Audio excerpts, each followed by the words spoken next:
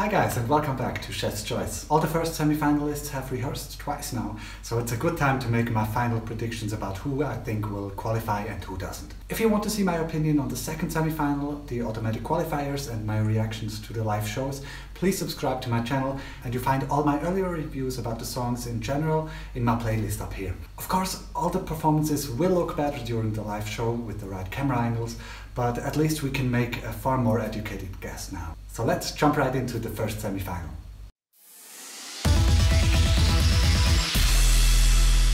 Sweden. The first act of the show is actually already my obvious winner of the first semi-final.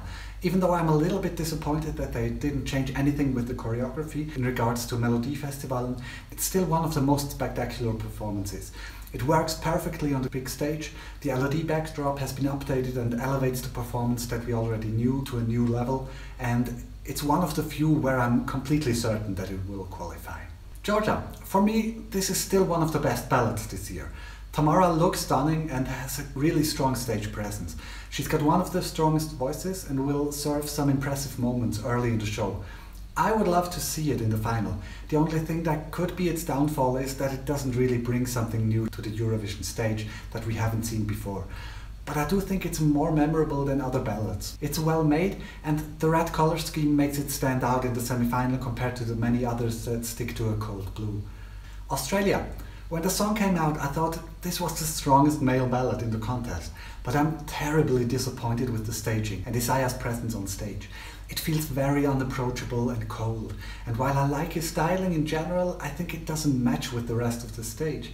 He's dressed in black and grey and has a white spotlight on him the whole time, so there's no connection to what's going on behind him on the LED wall. I also don't really get the concept of the round treadmill he's standing on. Where the music video was very static and focused on him and the emotions of the song, it now feels like they're desperately trying to bring motion into it instead of emotion.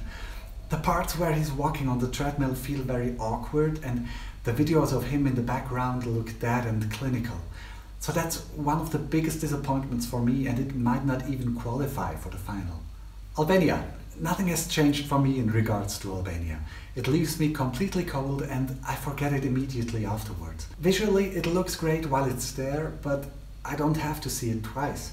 There are also two recurring themes in many performances this year. One is that it's going to be the battle of the white wedding dresses and the other is the battle of fantasy worlds created on the LED wall behind them.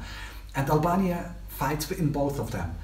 The fantasy worlds are more common in the second semi-final, but there are 4 solo female performances in white wedding gowns in this one. And this all adds up to it being forgettable. I don't think it will qualify.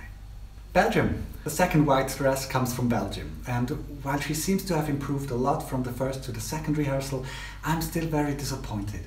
I always knew it's going to be hard to make this song work on such a big stage, but in my opinion they took a completely wrong direction with it. While we were in a warm city environment in the music video, we are now in the ice-cold virtual outer space. Blanche looks scared and close to tears in the close-up shots that we've seen, to the point that it becomes uncomfortable to watch. It still has the chance to qualify, but it's going to be a very tight race. For now, I have it on my non-qualifiers list, which I didn't expect at all. Montenegro. During the scenes from the first rehearsals, I was quite impressed with Slavko's show. I thought he really pushed it to the best possible level. The background animations really suited the whole vibe and it was a concept that just worked for me.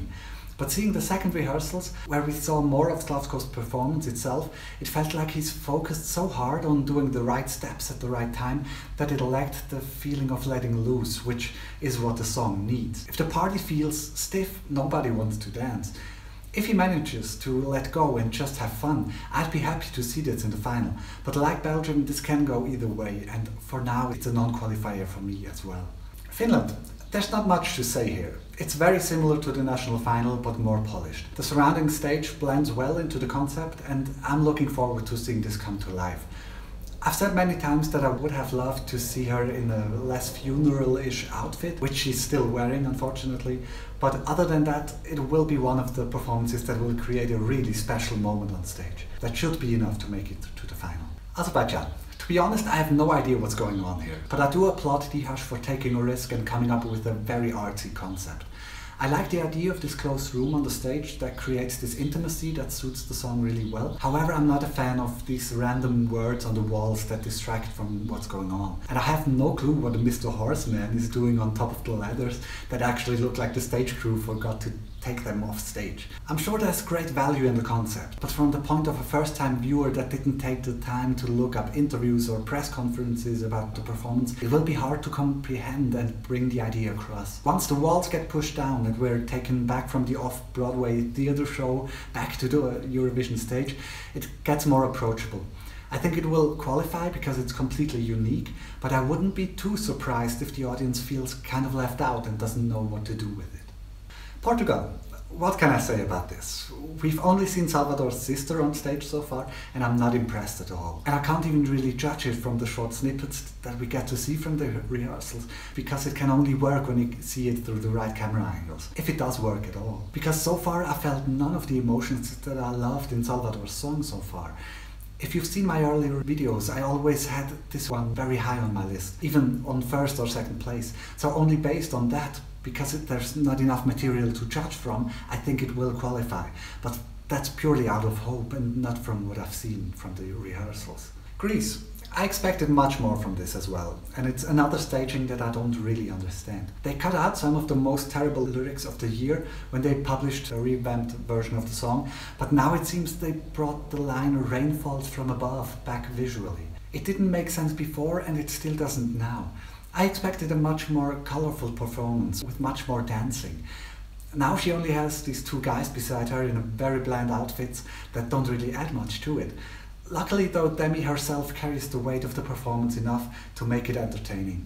The vocals are good enough, and it will probably come to life more in the live shows, so I still think it is a qualifier.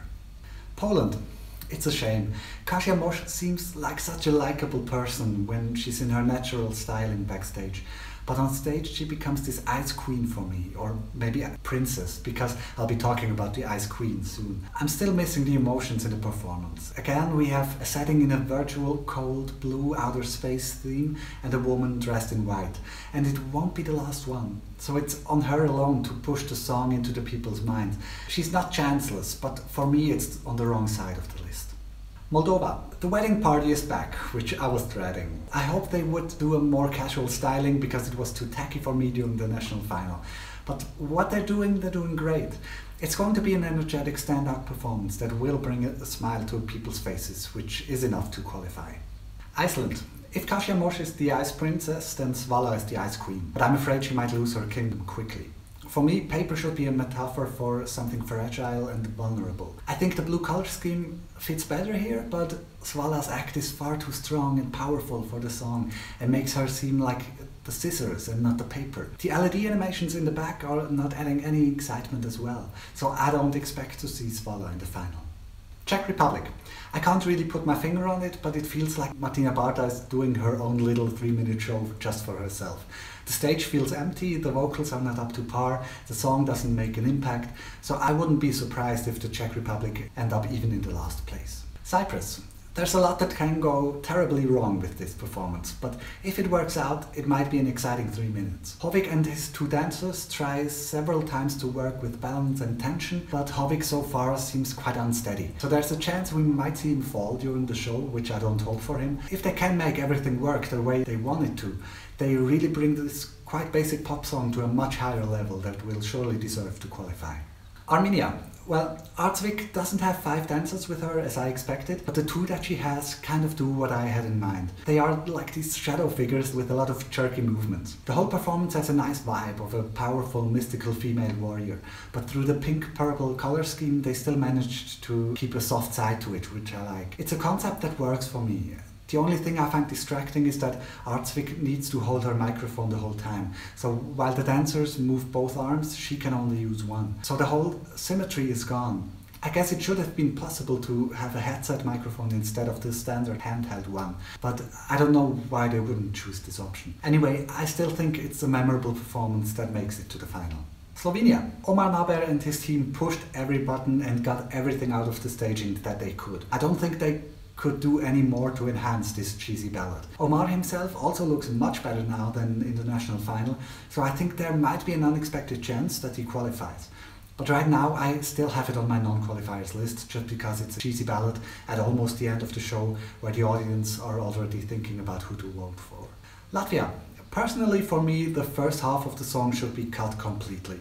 It's repetitive, nothing much happens on stage, and there's no energy. Only in the second half, where the beat really sets in and the background animations get more energetic as well and join the Goa party theme that's happening on stage, I'm starting to feel something. The stage setting is very similar to the national final, unfortunately.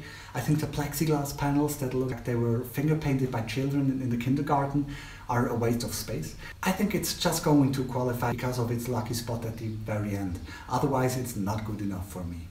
So these are all the songs from the first semi-final. Overall, I have to say I'm a little disappointed. Sweden, Armenia and Finland are the only one that I can get excited about right now. Others might catch up though when we see it in the live show. It's going to be a great week anyway, and I'm looking forward to 3 fantastic shows. For now, that's all I have to say. I see you in my next video about my predictions for the second semi-final, and thank you for watching and goodbye.